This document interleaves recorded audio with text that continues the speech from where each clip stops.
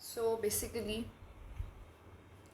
Topic is post Weberian development. इसका मतलब है जो वेबर ने अपनी ब्यूरोक्रेसी दी थी तो उसके बाद भी बहुत सारे डेवलपमेंट्स हुए, तो उनके बारे में बेसिकली हम बात करेंगे। सबसे पहले नीड फॉर एडेप्टेशन। ये डेवलपमेंट्स हुए क्यों? बिकॉज बहुत अच्छा मॉडल उन्होंने दिया, लेकिन फिर भी हमें एडेप्टेशन मतलब उसमें चेंजेस क्यों करने पड़े।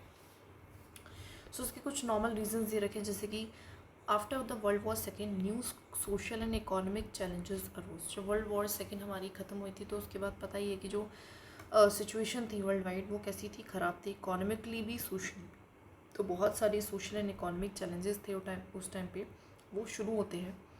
Rigid bureaucratic model was not enough. और उस टाइम पे जो रिजिड ब्यूरोक्रेटिक मॉडल है, जो रिजिडिटी है, बिकॉज जितने ज़्यादा चैलेंजेस उतने ज़्यादा आपको फ्लेक्सिबल होना पड़ेगा, बिकॉज चैलेंजेस अपने आप में ही मल्टी डायमेंशनल होते हैं, अलग अलग तरीके के होते हैं। तो एक वन फिट साइज ऑल जो अप्रोच है,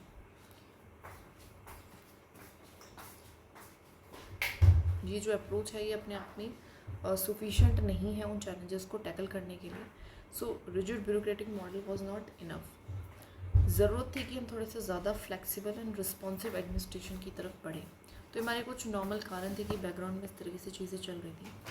पोस्ट वर्ल्ड वॉर सेकेंड के कॉन्टेक्स्ट में देखें तो इस टाइम पे वेलफेयर स्टेट एक्सपेंड होता है, क्योंकि जो परिस्थितियाँ थी, जो कंडीशंस थी, वो ख़राब थी। पुअर इकोनॉमिकली, पुअर सोशली, मतलब कोई भी खुश नहीं था। इकोनॉमिकली भी लोगों के पास पैसा था नहीं, ठीक है, पैसा नहीं था, जो एक स्टैंडर्ड ऑफ लाइफ है वो कुछ भी नहीं था। भुखमरी, फेमाइन, ये सारी चीज़ें इंडिया में भी इवन, क्योंकि वॉर में बहुत ज़्यादा खर्चा हो चुका था, लोगों की भी जान गई। सो वेलफेयर स्टेट की ज़रूरत पड़ी, और यहाँ से जो स्टेट का रोल है वेलफेयरिज्म में वो बढ़ता है, एक्सपेंड होता है। Government had to provide the education, health and job. Government का जो काम है कि ये जो बेसिक फैसिलिटीज़ है वो कौन प्रोवाइड करेगा, तो वो गवर्नमेंट को दिया जाता है, इन द सेंस कि ब्यूरोक्रेसी को दिया जाता है, जो कि एजुकेशन को, हेल्थ को, बेसिक सर्विसेज को प्रोवाइड करेगी। Administration need more human oriented, और ज़रूरत होती है, बिकॉज आपको क्या करना है, you are dealing with a human and you are dealing with a human who is in a problem. So आपको क्या करना पड़ेगा, थोड़ा सा ह्यूमन ओरिएंटेड अप्रोच को अपनाना पड़ेगा, so that you can understand his needs and can fulfil his needs बहुत ज़्यादा अच्छे से। तो ये बेसिक हमारी क्या है, बात है, ठीक है। सो ये हमारा सब कुछ बैकग्राउंड में चल रहा था, और इसकी वजह से स्टेट का रोल आया। Globalisation and technology demanded new approaches. फिर उसके बाद आप देखोगे तो थोड़ी बात जब चीज़ें ठीक होती हैं, फिर उसके बाद ग्लोबलाइजेशन जैसे कॉन्सेप्ट्स आ जाते हैं। टेक्नोलॉजी आज के टाइम पे काफ़ी अडेप्ट हो चुकी है, तो उसकी वजह से भी हमें उसको इनकलकेट करना पड़ा जिस तरीके से हमने, तो उसका भी कहीं ना कहीं इम्पैक्ट आया। जिसके एलपीजी से हमें पता चला कि ग्लोबलाइजेशन से क्या इम्पैक्ट आ रहा है, कि हम ज़्यादा ग्लोब के साथ इंटरेक्ट कर रहा है हर एक कंट्री। जैसे मैं इंडिया का एग्जांपल ले रही हूँ, तो हमें क्या करना पड़ रहा है, रेगुलेशन भी ज़्यादा बनाना पड़ रहा है हमें। ग्लोबल जो मार्केट है उनका भी इम्पैक्ट हम पे ज़्यादा पड़ रहा है, तो और हमारे जो चैलेंजेस हैं वो और ज़्यादा वाइड हो चुके हैं। टेक्नोलॉजी आ गई है, तो टेक्नोलॉजी के भी अपने नुकसान हैं, फ़ायदे हैं, तो उनको सबको हैंडल करना, तो उससे भी नए अप्रोचेस की ज़रूरत हमें पड़ती है। Emergence of alternative models. अब ऑफकोर्स बाकी के थिंकर्स, हमारे और भी जो थिंकर्स होते हैं वो ऑल्टरनेटिव मॉडल्स देते हैं। फोकस जो जिनका फोकस शिफ्ट हो जाता है from rule following to the problem solving. तो इन अप्रोचेज़ में क्या हो जाता है, जो नए मॉडल्स आते हैं उनका फोकस होता है फ्रॉम रूल फॉलोइंग, मतलब रूल को ही सिर्फ नहीं फॉलो करना है, हमें कहाँ जाना है, टू प्रॉब्लम सॉल्विंग, हमने जो प्रॉब्लम है उसको सॉल्व करना है।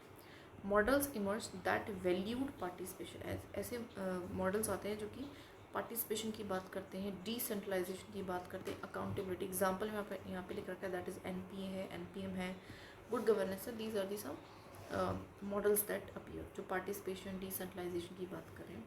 Emphasis on decentralisation and bottom up approach. अभी तक क्या चल रहा था, जो क्लासिकल थिंकर्स है, जो वेबर की थ्योरी थी, वो हायरार्की, टॉप डाउन की बात कर रही थी, कि टॉप डाउन डायरेक्शन होगी, टॉप डाउन कम्युनिकेशन होगी। लेकिन अब फोकस किया जाता है डिसेंट्रलाइजेशन पे, बिकॉज अब क्या है, डेमोक्रेसी आ गई है। बॉटम अप अप्रोच, डेमोक्रेसी का मतलब ही होता है कि पार्टिसिपेशन, है ना, government run by the people, ये ग्रास रूट को, लोगों को सबसे ज़्यादा मजबूत रखना है। तो power shifted to local government. आज के टाइम पे पावर लोकल गवर्नमेंट में शिफ्ट हो रही है। हमारे यहाँ पे भी पीआरआई का एग्जांपल वी कैन से।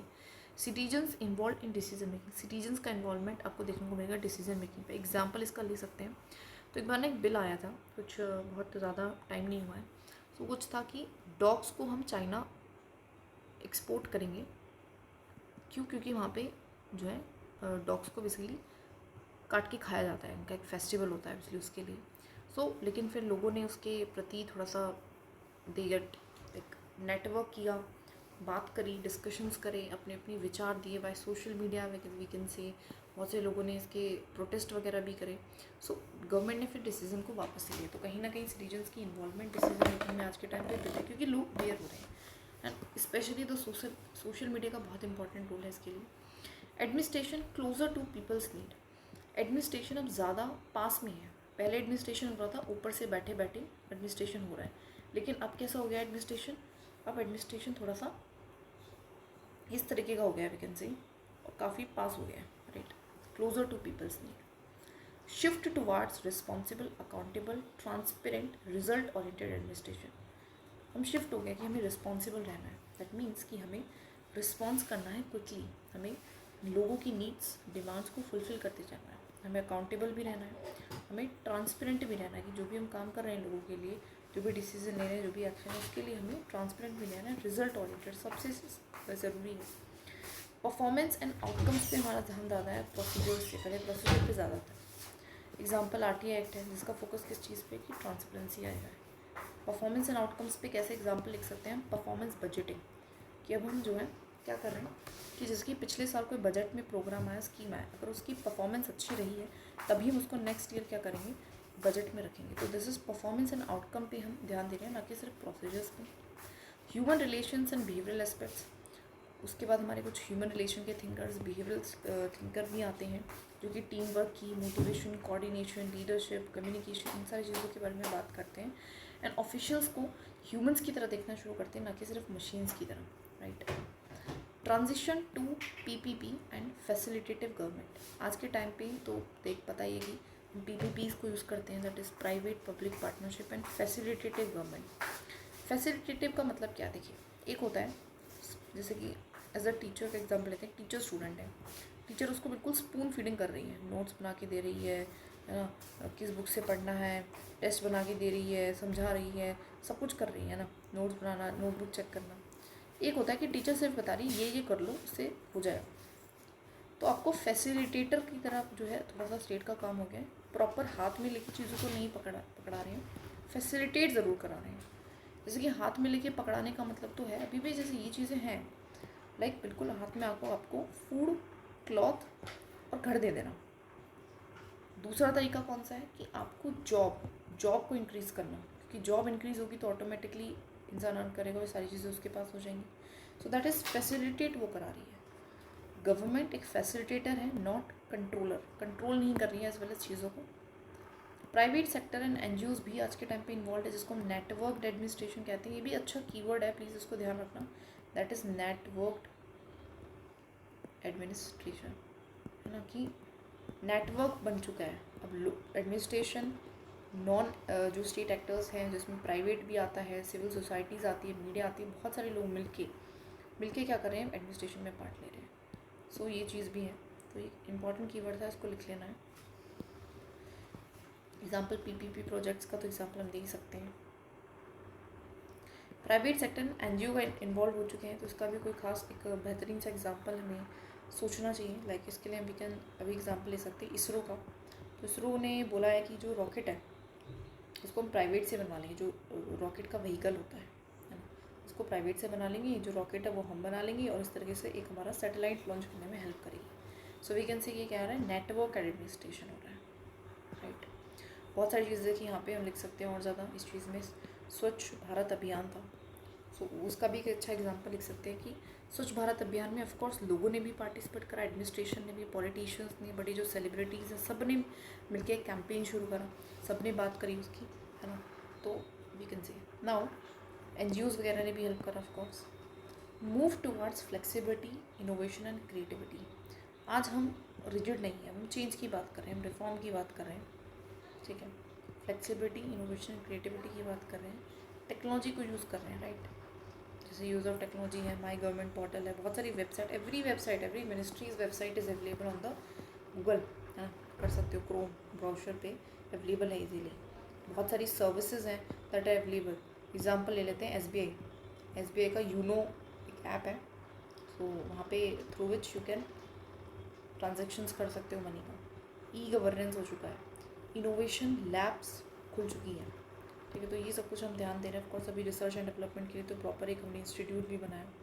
So example digital India. तो बेसिक चीज़ें हैं कि हम आज के टाइम क्या कर रहे हैं उसका थोड़ा सा ओवरव्यू था, this is like a summary.